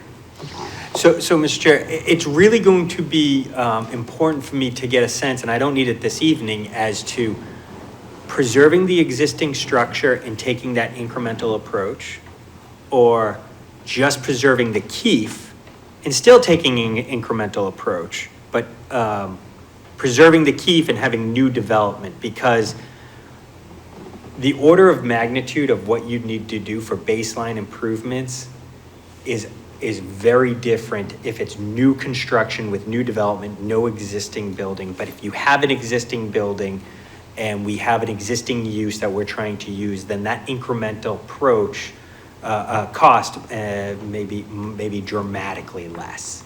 And so just answering that fundamental question, yes, we want to preserve the structure in some form because we value the keef that much, would help me then be able to say to you, well, you're really looking at a $10 million project now, but you got to understand that you're only going to be getting a preschool, a daycare type of use, and I can't even represent to you that there's a private market operator that would be interested in that, but that's what we're talking about here.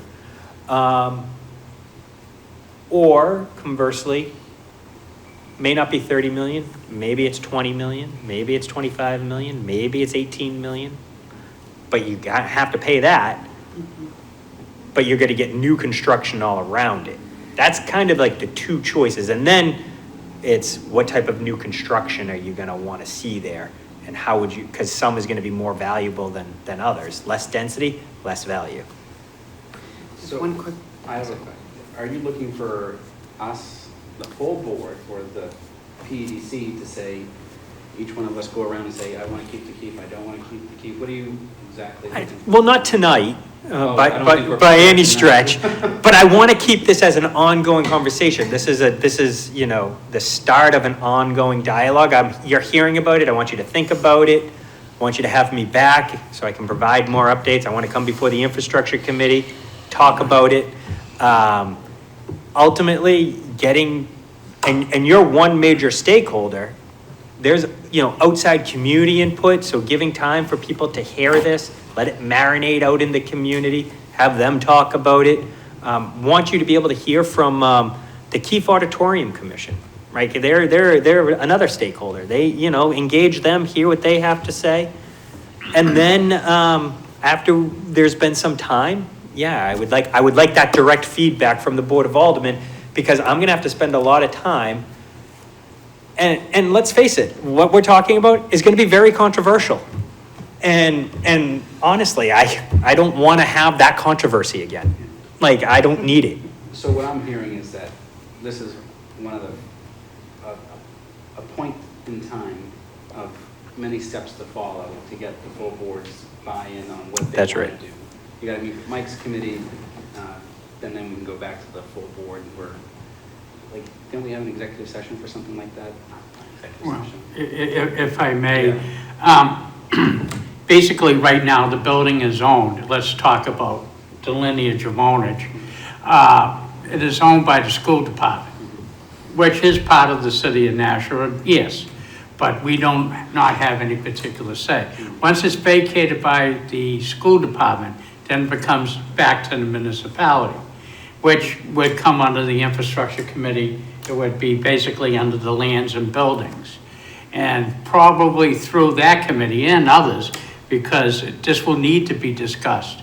And only, as with all our committees, infrastructure will make a recommendation at that particular time to the full Board of Aldermen. So that's basically what I see as the ground rules, the way this is got to be played out. Because I would assume that your committee would make the recommendations on what happens with sale and all that other stuff. And then, I know, you're so eager. Right, no, but the thing is, whenever this gets discussed at the infrastructure committee, as Mr. Cummings has said, I encourage the full board to be there because it would help get everybody more on tune, because this is a lot of moving parts. It's a complex issue, there's nostalgia, there's practicality, it's cost.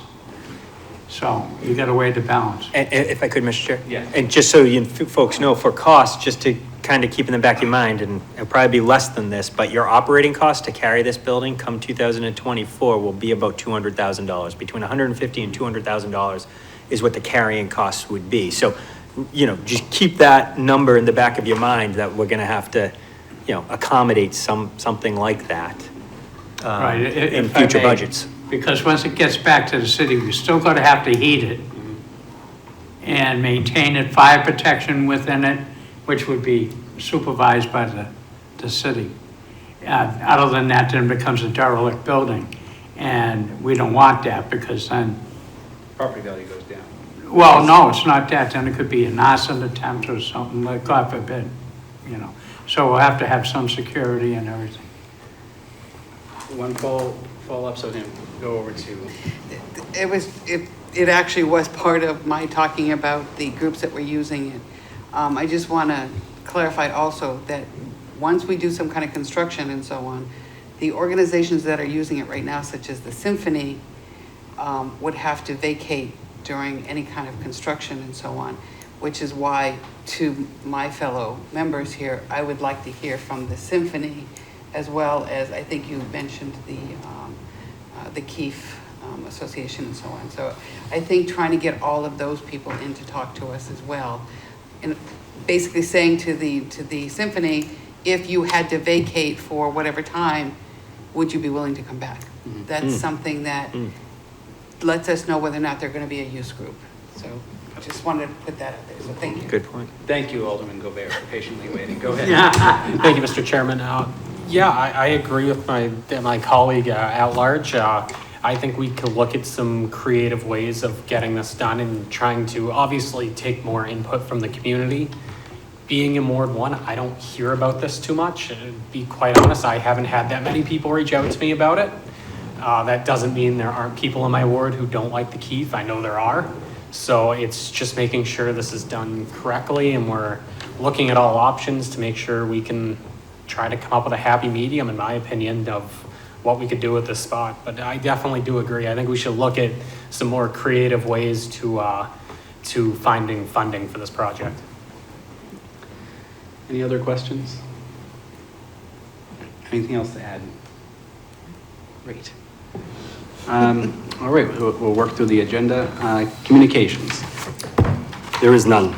unfinished business, There is none. petitions, None. new business resolutions, There is none. new business ordinances. There is none. Tabled in committee, There is none. general discussion. I just want to thank you for coming in tonight, Director Cummings. It was very informative, sharing this information about what's going on at the Performing Arts Center and what will potentially happen at Elm Street. And I think keeping the public as up to date as possible, so as you said, to avoid controversy in the future, use your own words, is very, very good for the city. So next month, you'll be actually back here to talk about the Riverfront TIF. Okay. And I believe you'll be discussing what the plan is to collect fees from the restaurants for outdoor dining for next year. Right. Any other general discussion? No. Public comment, please. Jerry, you were here first. Let's talk, well, first of all, what we just talked about. I just need your name and address for the record. Jerry Hendrickson, I'm 16, at the 10 Wagon Trail in Nashua. Go ahead. Been here, lived in the same house for 43 years, so I've been here for a while. And before that, I came back in the early days. I came first to work for Sanders back in the 60s. So I've been in Nashua for most of my, let's say, working life anyway. On the Elm Street, on the school there, to me, if you really look at it, well, you people, what we really need here, we've got a school there. It's a substantial building. It was built when they really built it. It was built out of brick and mortar. I mean, it's not going to fall down in the next time. And the other thing the city needs, this building here is really not the right building. What you should do is make it into a campus and move all the city offices into that one area. It can be done very easily. There's almost no, it's set up for that kind of a thing. You get on a Court Street. Court Street is not a place for the city. You can't get in and out of that place. And so the education department is looking for space in that. You can put all of the space in one place.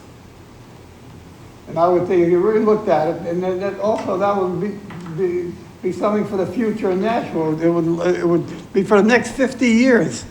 You're never going to get another chance to do that. Because one of these days, you're going to have to do something about the city structure. So you've got a golden opportunity right now to do it with that. And as far, by far, I think it's, you're going to get tax money out of it, it's going to be cheaper. We already own this place. There's plenty of parking places down there for people to keep the auditorium. Yeah, it's a big building. Are going to fill it? No, not easily. But you know, and that's only one part of the thing. That's only about one-fifth of what it is down there, you know? The rest of it is what you have to look at. And looking at the performing arts, I have nothing against the performing arts and nothing against the people that are doing it. But what you're talking about the attendance and that kind of thing. What happens now is the attendance and that, Nashua is not going to get any money back from that kind of thing. We put $29 million into the bond, but they're not going to get anything back. I don't understand that one at all. You lost control of the whole situation. Yeah, so my comments on that, you know. Thank you. So just $25 million, not 20. The bond was the $30 million bond. No, 25. $29 million bond. 25. Okay. Right, Director Cummings? Yeah, 25. 25. Well, Still a lot of money. 25 million. What's $5 million here and there, you know? But definitely very, Less, actually. what was that? The bond is only 20. Bond's only 20. But very valid comments for sure, all around, but especially Director Cummings, if you can keep in mind his concerns about moving city buildings into the Elm Street area.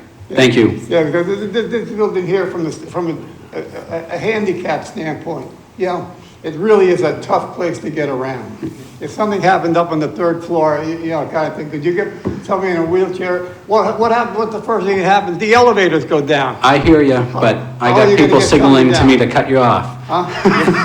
Time's up. Your time's up, I'm sorry. Okay. Be a little humorous at these committees sometimes. Lori Ortolano, 41 Berkeley Street. I'd like to talk a little bit about, you know, public information and access to public information. I filed a pretty big lawsuit last night against the city on economic development issues, and one of them is the MPAC. I think when you develop those two nonprofit corporations under RSA 162G, you had an obligation to disclose what that meant. So Attorney Leonard drew up that resolution. In the analysis section, she copied the language right out of RSA 162G, and she said these nonprofits are body politic public corporations. The Attorney General's memo on Right to Know states that for 162G and a host of other RSAs, that it's up to the municipality to decide how the state statute RSA 91A applies to that. Now, 162G is what describes business industrial development authorities, of which we have one, which is a fully public entity. Dover's business and industrial development authorities, their bylaws and regulations, they call out 91A. So does their website page. I fully believe that these two nonprofits are 91A companies because they're profit companies. They're public companies, rather. Nonprofit public companies. But Attorney Leonard would not define that. She didn't carry her duty to disclose far enough to say what those entities were. And then they played the game, the legal office, we're going to hide behind attorney-client privilege. We can't tell the public. I'm okay with that to a certain extent, as long as they told you. And you can tell us. But they didn't tell you. Nobody here seemed to know and couldn't define it. For 8 months, I asked the same questions over and over again. Is this an RSA 91A compliant entity? And what information's available? And I got the runaround. That's how lawsuits get filed. I mean, I don't think we should have to do that. And I think the way you operated in the dark on this art center makes it look very shady, really inappropriate. I think those records should have been open. And now I've got to start a flood of right-to-knows that are part of discovery for this lawsuit, which I haven't done a lot. It's not my choice to do that. It'll take me a couple hundred right-to-knows to peel this open and figure out what's going on, because I don't have somebody to talk to. I don't have anyone I can communicate it with. I have to write right-to-knows now. And it's really unfortunate. 30 seconds. You couldn't understand my frustration weeks ago with Director Cummings and what's gone on here. Nobody could understand it. If you took a look at that lawsuit, you don't have the 334 pages of exhibits that went with it. But I put an enormous amount of time into that. And I've got several more to file. It's a lot of work. It's not my preference, but I don't like the way you're operating. And I wish you'd do something about it. You all have a responsibility to do that. Thank you. Any other public comment? Yeah. My name is Sarah Paratori, 7 Dartmouth Street. I am encouraged by what I've heard here this evening. I think you guys are doing a great job in having the vision to bring an art center to Nashua. And I think that what we do with the Elm Street site, I've tried to use the survey. It doesn't, I get an error message every time I try, so there may be some issue with responses there. But I wondered if the next step before you get so very focused on what to do and who wants to do what is to have more listening sessions, maybe public opportunities for people to, I pay attention to what's going on, and I only barely knew that there was a survey. So there's a lot of people who don't know, and there's a lot of people who may want to keep the existing historic buildings and may not, but I think to avoid the controversy that you were talking about, much more input from the public is warranted. And open conversations where things aren't already determined, like save this part and not save this, just like open it up and get people to talk about it. Because I think there's a lot of things out there that we could do that might not even have occurred to anybody yet. So I would encourage you to get more public input. Thank you. Thank you for your comments. Anyone else for public comment? All right, remarks by Alderman. Alderman Tebow. Thank you, Mr. President. No, never. Oh, sorry, Mr. Chairman. Yeah, you never know. Just to her point, I love the public sessions. The only problem I have with them is getting the word out enough that people show up, because I've been to both of them, and there's times when it's been mostly like aldermen and city officials, and I'd like to, and Jerry was there, but I'd like to see more input as well. I send it out to my email list, but I don't have 10,000 emails from my ward. I doubt any of us do. So trying to find a way to get that out there so more people get involved would be great. I don't know how to do it. We have our website, but the survey doesn't work. So, hopefully that will be fixed. But I would love to see more public sentiment on that. Any way we can get people to participate would be great. And then one thing I just wanted to recognize, this past weekend on Sunday, there was a few of us there. The police renamed the circle in front of Hayward's Edward Rocky Graziano Circle, and I thought it was a great ceremony. His children were there, some grandchildren. Alderman Camo and Alderman Klee and Alderman Dowd were there as well. And I want to thank the people that endorsed it, including former Alderman Kathy, Alderman Dowd, Alderman Camo, and Alderman Govea. Great moment. It was a great ceremony. It was great to see the police come out and to unveil that. So if anybody's gone by there, you'll see the sign. I'm sorry if I took Alderman Como's. I didn't know he was going to go over that. It looked like he might have. So I want to say sorry for that. That wasn't my intention. Thank you. Alderman Camo. Thank you, Mr. Chair. I was going to mention that, but that's fine. I was also just going to mention the survey should be up. Director Cummings can confirm that if it's working, but the issue that the website was having has been resolved. So if you want to try to look up that survey now, it should work. I'll check with you after and let's take a look. Alderman Clemens. Yeah, a little off topic, but the Nashua Silver Knights won their 6th championship up in Vermont over the past, I think it was Friday. And, I'm a big fan. I go to a lot of the games, and I think it's great that we brought home a championship here to Nashua again, against very heavy odds. The team was not doing well at the beginning of the year, and then they came together and rallied to third place, got the third seed, beat out the second place team, lost 12-0 in the first game of 3 in the championship, and then came back in the last 2 games in the bottom, once in Nashua in the bottom of the 9th, and then up in Vermont and Burlington at the top of the 9th to win both of those games. So tremendous job by those athletes, tremendous job by the team, and makes me proud to have the championship back here in Nashua. Alderman Clee? Thank you. The comments about getting the word out, I do think that does fall on us as well. And while I don't get a hold of 10,000 people, even if I get a hold of 400 or 600 people, hopefully they're spreading the word and asking them to spread the word. I think Amy does as good a job as she can get it out there. It depends as to whether or not who it is that wants it or is against it or something. And I think sometimes that is part of the thing. So I do think the job does fall on us as well to try to share it. And I could do even a better job than I think that I have.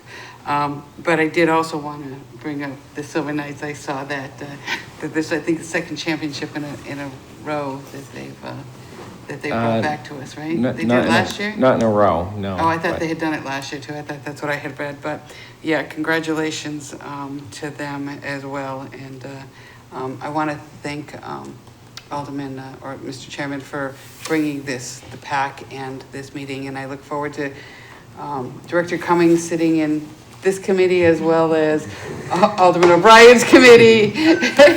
We might as well just set up a tent for you. Awesome. You will be here more and more, but thank you so much for doing this for us as well. Alderman Wilshire. Thank you. Just on Alderman Clemens' remarks, I'm hoping that the Red Sox can take a lesson from the Silver Knights because they started out rough and they're still pretty rough. No comment. No comment. Yankees fan. I am. I'd also like to thank Director Cummings and Rich Lannon for sharing their information with us this evening. It was very, very informative, so thank you. Thank you. Anyone else? No? Alderman O'Brien, do you have a motion? Yes, I do. A motion to adjourn. All those in favor? Aye. All those opposed? The ayes have it, and we are adjourned at 9:11 p.m.